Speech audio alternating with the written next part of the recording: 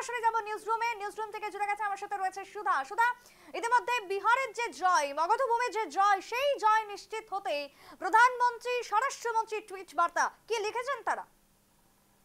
তুমি যেমনটা বললে, মগধ ভূমে জয় নিশ্চিত হতেই সমাজ মাধ্যমে বিহারবাসীকে শুভেচ্ছা জানিয়েছেন প্রধানমন্ত্রী নরেন্দ্র মোদী এবং তিনি বলেছেন এই জয় হলো বিকাশ, জনকল্যাণ এবং মানুষের জয়। অর্থাৎ বিহারবাসী যে বিশ্বাস করে বিজেপিকে যে ভোট দিয়েছে সেই জয় বিহারবাসীকে উৎসর্গ করেছেন প্রধানমন্ত্রী নরেন্দ্র মোদী এবং তিনি আরও লিখেছেন যে সুশাসন, বিকাশ, জনকল্যাণ এবং সামাজিক ন্যায় বিচারের জয় হয়েছে। বিহারের শাসক জোটের এই সাফল্যকে ঐতিহাসিক এবং অভূতপূর্ব বলে ব্যাখ্যা করেছেন তিনি। এছাড়াও তিনি লিখেছেন নীতিশ কুমার, চিরাগ পাসওয়ান, জিতন রাম মাঝি এবং উপেন্দ্র কুশওয়াহাদের মতো এনডিএর শরিক নেতাদের শুভেচ্ছা জানান তিনি। অর্থাৎ বিহারে যে জয় হয়েছে, অর্থাৎ এর ক্ষেত্রে কিন্তু জয়ের একটা প্রভাব বলা যেতেই পারে যে এসআইআর এর কিন্তু যথেষ্ট প্রভাব রয়েছে।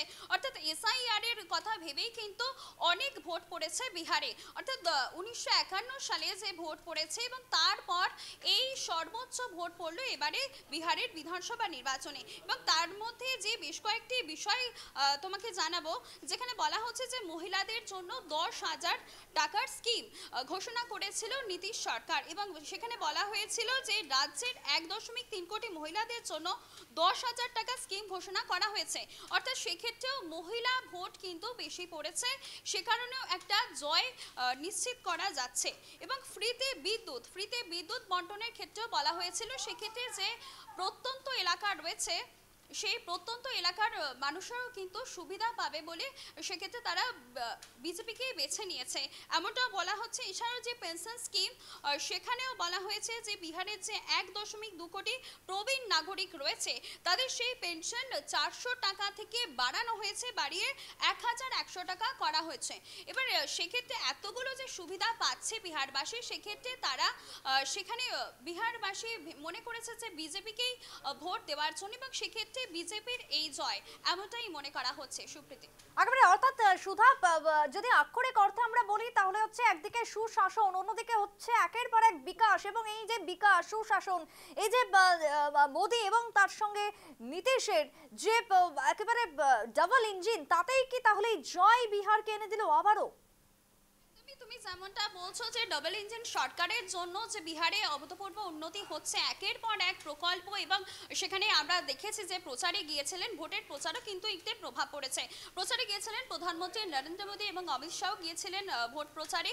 সেক্ষেত্রে বিহারবাসী মনে করেছে যদি ডাবল ইঞ্জিন সরকার হয় সেক্ষেত্রে বিহারে কিন্তু আরও একের পর এক উন্নতি হতে থাকবে এবং আরও যে প্রকল্প রয়েছে সেই প্রকল্পের মাধ্যমে বিহারবাসীর সার্বিক উন্নতি হবে এবং যে বেকারত্বের সমস্যা, সেই সমস্যা দূরীকরণ হবে, বহু মানুষ কাজ পাবে, কর্মসংস্থান হবে, পাশাপাশি মহিলাদের মন জয় এবং তাদের আমরা দেখেছিলাম যে তোমার মোদী, শাহ থেকে শুরু করে বিজেপির যেরকম ভাবে প্রচার চলেছিল একেবারে জোর কদমে, বিরোধীরা আরজেডি বা কংগ্রেস বলো তারাও কিন্তু পিছিয়ে ছিল না, তারাও প্রচার চালিয়েছিল সমানভাবে। কিন্তু তারপরও এইভাবে ভরাডুবি, এভাবে গোহারা হওয়ার পেছনে কারণ কি, কোন ফ্যাক্টর কাজ করলো তাহলে?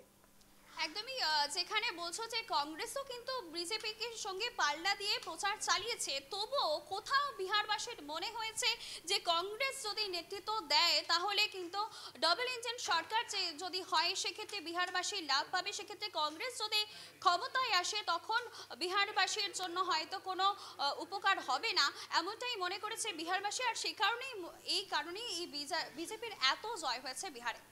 বেশ, একেবারে তাই সুধা, তোমাকে ধন্যবাদ। এই মুহূর্তে বিহারের যে সর্বশেষ আপডেট তুলে ধরছিল সুধা এই মুহূর্তে দাঁড়িয়ে, এবং সেখানে বিহারের ক্ষেত্রে যে মোদী ম্যাজিক এক প্রকার লক্ষ্য করা গেল এবং সেই ম্যাজিক বা এই জয় নিশ্চিত হতেই এবার টুইট বার্তা, একদিকে প্রধানমন্ত্রী নরেন্দ্র মোদীর অভিনন্দন বার্তা, ঠিক অন্যদিকে স্বরাষ্ট্রমন্ত্রী ইতিমধ্যে অমিত শাহ তিনিও জানিয়েছেন অভিনন্দন বিহারবাসীকে।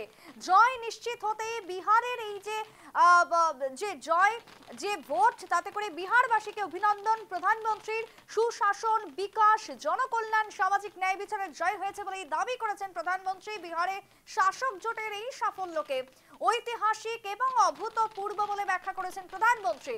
ঠিক অন্যদিকে নীতিশ কুমার থেকে শুরু করে চিরাগ পাসওয়ান থেকে শুরু করে জিতন রাম মাঝি, উপেন্দ্র কুশওয়াহাদের মতন এনডিএর যে সমস্ত শরিক নেতারা রয়েছেন তারা প্রত্যেকে শুভেচ্ছা জানাচ্ছেন একের পর এক।